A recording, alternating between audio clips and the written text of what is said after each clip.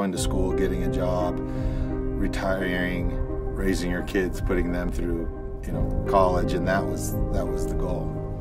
And my path went completely awry from that.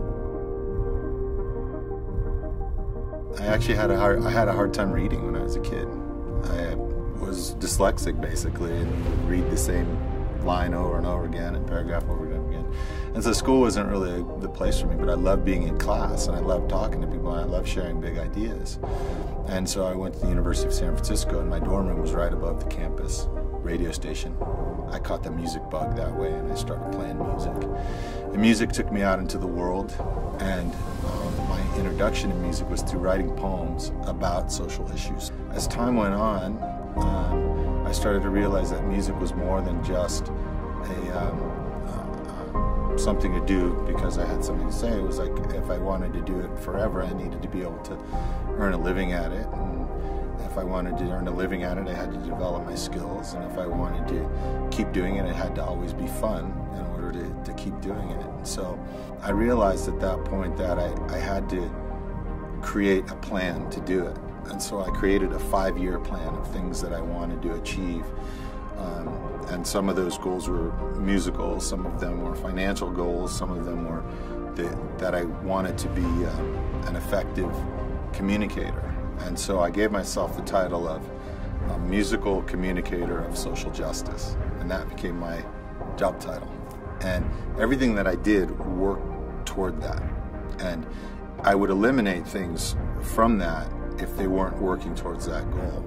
And so when I started to create these goals, I put them into an A pile, a B pile, and a C pile, and it wasn't which were more important, but it was which were most imminent. So what was if I really wanted to make a great record, I needed to improve my guitar skills. That needed to happen before I became a yoga teacher, for example, which is one of my other great loves, is yoga.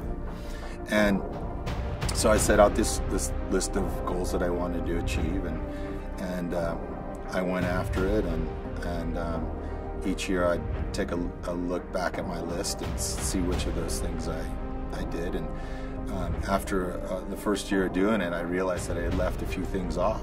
One was my personal health, and I was getting run down.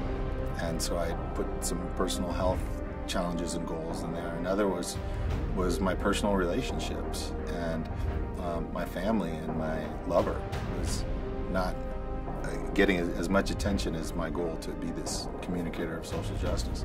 And so I started integrating all of these things into my life. I sort of developed a different model of success, which would be if you could imagine 5 concentric circles. One would be passion and the enthusiasm for that which I love and am most inspired by. And the second would be the circle of the skills that I have, the things that I am able to do.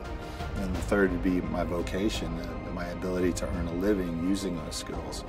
And the fourth would be my seva, or giving back to the greater good. And the last one would be the fun, and keeping it fun. And then that sweet spot in the middle where all those circles connect, to me, is success. So success doesn't have to happen 50 years from now when I've got a gold watch and a gold toilet seat and all these attainments. Success can happen when you're 15. It can happen when you're 20. It can happen when you're at any point in your life. You can be achieving success by doing those things.